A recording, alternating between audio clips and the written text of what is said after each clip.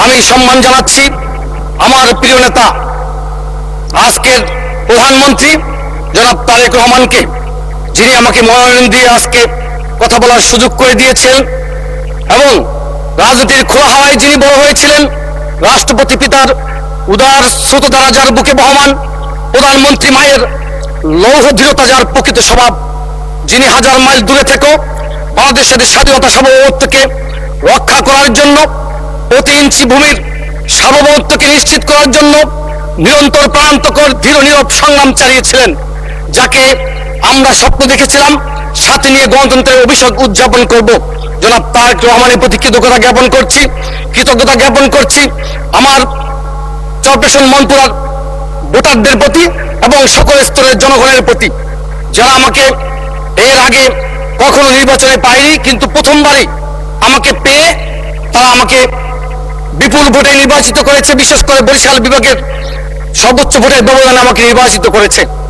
আমি বরিশাল বিভাগের নির্বাচনী প্রচারণায় যে সমাবেশ হয়েছিল, সেই সমাবেশের স্টেজে আজকে প্রধানমন্ত্রীকে আমার চরপেশন মনপুরার 4টি বিষয়ে বলেছিলাম, বিশেষ করে ভোলা জেলা সম্পর্কে। একটি বিষয় ছিল ভোলা জেলা বাংলাদেশ থেকে বিচ্ছিন্ন, আর ভোলা থেকে আরো বিচ্ছিন্ন হচ্ছে মনপুরা সহ আরো অনেকগুলো দ্বীপ, যেখানে মানুষ চিকিৎসা সেবা থেকে বঞ্চিত। আমি বলেছিলাম ভোলার চরপেশনকে মাথায় রেখে যাতে একটি মেডিকেল কলেজ স্থাপন করে দেয় ভবিষ্যতে বিএনপি ক্ষমতায় আসলে। এটা আমি আমার প্রধানমন্ত্রীকে সেদিন স্টেজে বলেছিলাম। আরো বলেছিলাম ভোলা বরিশাল ব্রিজের জন্য ভোলার দামাল ছেলেরা নদী সাঁতার কেটে ঢাকায় এসে অনশন করছিল, এই জন্য ভোলা বরিশাল ব্রিজের কথা বলেছিলাম। আরো বলেছিলাম চরপেশন মনপুরা হচ্ছে নদী ভাঙ্গন কবলিত একটি জনপদ, যেখানে নদী ভাঙ্গন রোধ করার জন্য টেকসই প্রকল্প হাতে নেওয়া প্রয়োজন। বিশেষ করে গোটা ভোলা জেলাকেই যদি বাঁচাতে হয় তাহলে টেকসই প্রকল্প হাতে নিতে হবে, পাশাপাশি বেড়িবাঁধ দিতে হবে এবং মনপুরায় কোনো বিদ্যুৎ নেই, বিদ্যুৎ সরবরাহকে নিরবিচ্ছিন্ন করতে হবে এবং ভোলার চরপেশন মনপুরা প্রাকৃতিক সৌন্দর্যের এক লীলাভূমি। এই প্রাকৃতিক সৌন্দর্যকে কাজে লাগিয়ে ভবিষ্যতে এই চরপেশন মনপুরাকে সাস্টেনেবল। ধন্যবাদ মাননীয় সদস্য, আপনার সময় 2 মিনিট বাড়ানো হলো। ধন্যবাদ মাননীয় স্পিকার, আরেকটু বাড়িয়ে দিতে পারলে ভালো হতো। যাই হোক, আমরা ঢাকা থেকে যখন রওনা দিই, এই ভাঙা পর্যন্ত, ফরিদপুরে ভাঙা পর্যন্ত আমরা স্বাভাবিকভাবে যেতে পারলেও ভাঙার পরে রাস্তা আসলেই ভাঙা।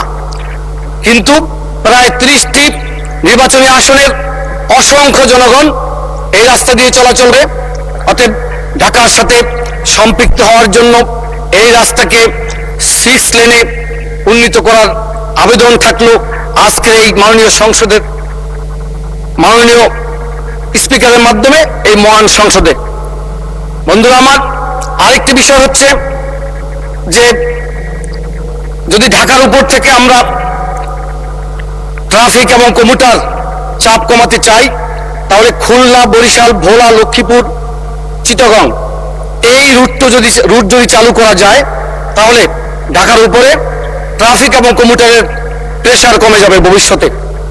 এই জন্য ভোলা বরিশাল ব্রিজ এবং ভোলা লক্ষ্মীপুর ব্রিজের মাধ্যমে এই হাইওয়েটি করা সম্ভব। যাই হোক, আমি সংসদের একটি বক্তব্যের উপর দৃষ্টি আলোকপাত করতে চাই। গত সপ্তাহে সম্মানিতা নারী সাংসদ একটি বক্তব্য রেখেছিলেন মব কালচারের বিপক্ষে।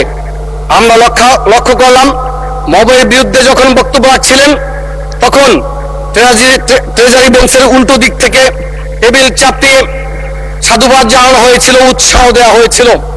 কিন্তু আমরা সন্দিহান হই যখন আমি চিন্তা করি যে ভোটের আগে আমি যখন এই চাঁদাবাজ এবং পতিত মাদক ব্যবসায়ীদের বিপক্ষে বক্তব্য রাখতাম, তখন চাঁদাবাজরাও হাততালি দিত এবং মাদক